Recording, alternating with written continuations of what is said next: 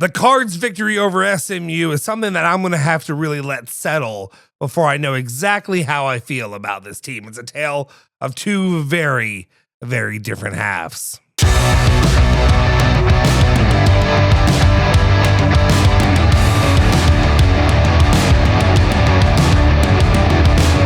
What's cooking? Welcome back into another edition of Instant Reaction here on ESPN Louisville Plus. I'm Justin Soforo, and of course I got you covered for all things cards, cats, bourbon, and that bluegrass. Today, I'm instant reacting once again to the Louisville men's basketball team, and finally, something that feels like a victory, though I'm going to be honest, felt a lot like a loss early on. I'm Justin Soforo. If you haven't already, smash the freaking subscribe button, like the video, and of course, you can follow me at Justin Soforo on Twitter as well. But that being said, let's get into this thing, and I want to talk about the first half of this game because I felt very differently than I did watching the end of it and being able to proceed with a victory over the Mustangs. Louisville played Andy Enfield's team, and they thought that they were Florida Gulf Coast of 2012 or whatever it was back in the day, and they were just raining down threes on the Cards, and it felt like there was nothing defensively that this team could do. I'm going to be honest, the first half, the defense sucked out loud.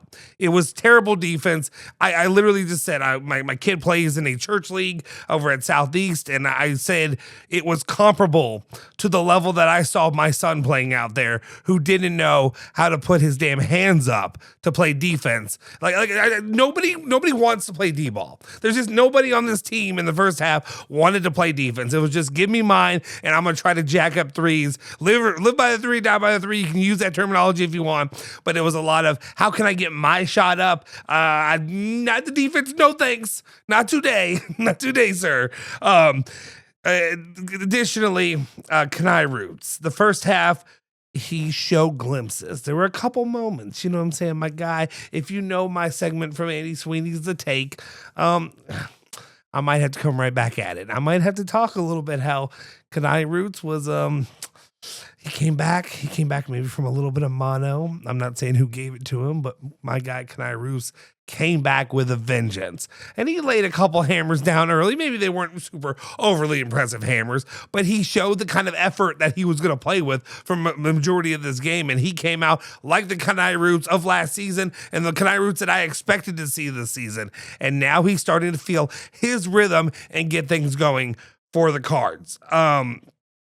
I have another take that I had from the first half, but I'm going to let this sit for the end of the game. Right now, let's just talk about the way the game unfolded out in the second half. Obviously, seeing Louisville come back out there after just kind of getting manhandled in the first half, they were able to, claw their way back into it. It was like a 3-point game at the beginning of the second half, and the Cards did not turn around from there. They looked forward, and the guys came out there playing some good ball. Ali Khalifa did his thing, hitting some threes, even hitting, one of those runner twos to kind of clinch the lead there early on in the second half. And the guys continued to play and develop. Mikel Brown Jr., let's go ahead, just with the box score, might as well talking about the main guys. I want to give some highlights. Isaac McNeely had 14 points, 5 for 10, and 4 for 9 from 3. Ryan Conwell had 12 points. Javon Hadley, 10, and then of course the bench is where I'm really looking at right now. 12 points from Khani Rooths, and is really just more of the things that he was doing.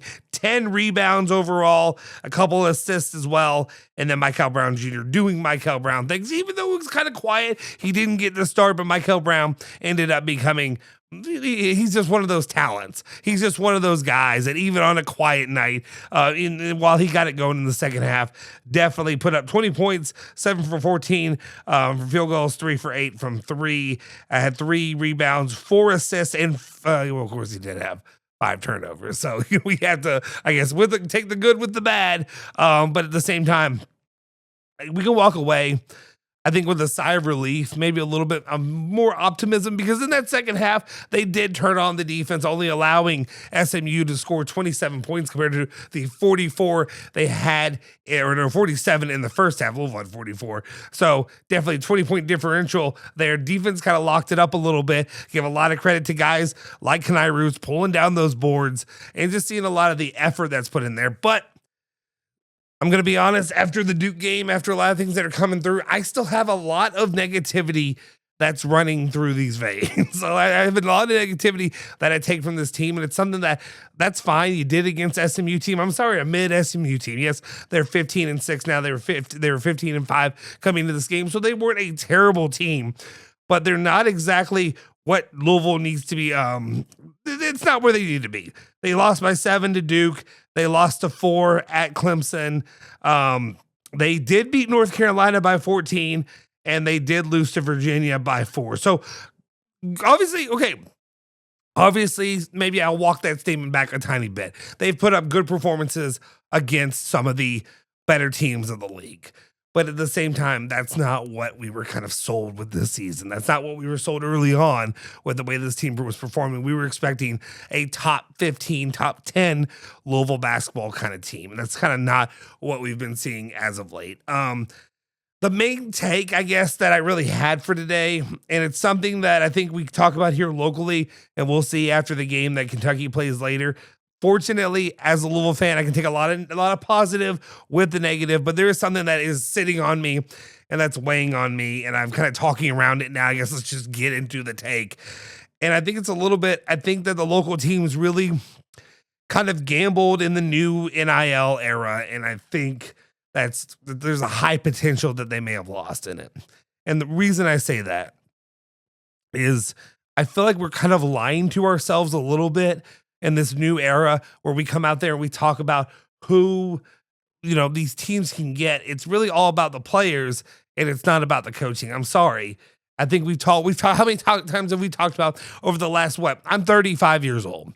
My entire childhood was all about it's coaching. It's coaching. Talent will only get you so far. Yet now it's been, let's just buy all the talented players. Let's buy the players who have the ability, and we'll get a mid-tier coach, and he'll put it together because he's hungry, he's driven. And I think there's a little bit when you look at Mark Pope, and I'm sorry, even when you look at PK, that we're starting to see that hungry and driven ain't the same as true coaching ability, as seeing the Rick Pitino's of the game, seeing what John Calipari can do, seeing what, and as much as we make fun of John Calipari and him being a real coach or not, there's real coaches and not. John Shire is a real coach. John Shire is proven that not only he comes from obviously the coaching tree, the illustrious coaching tree, the Coach K coaching tree, which has Rick Pitino, which has Jim Boeheim, which has all those other guys in it. And they come, obviously from the Bob Knight and all that. There's a lot there. There's a lot of value there. I worry, and again, this is also maybe comes from my Skip Prosser denial, my Skip Prosser hate. I am affected by the Chris Mack Skip Prosser nonsense, and I don't want to hear anything about a guy who never competed or won a national championship.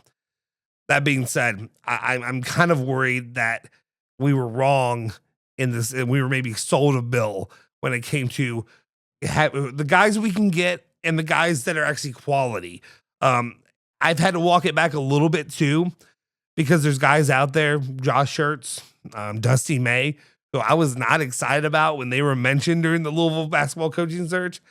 But I will say this, on the spectrum of where these guys were listed, it was, the guys that I wanted, but obviously Danny Hurley wasn't coming to Louisville. He wasn't even coming to Kentucky, but the Scott Drews of the world, those kind of guys, you listed them off. Then you came down to this mid-tier of like Dusty May, Josh Schertz, who I don't know why I just didn't want him. Maybe he looked too much like me for me to believe in him as a coach. And now look what he's doing at St. Louis. He's going to get a big boy gig, I'd imagine, before long. And then Pat Kelsey was, I guess, a rung lower. And that's kind of where I sit with this, guys. I'm not trying to just kind of urinate on your parade or urinate on a good game.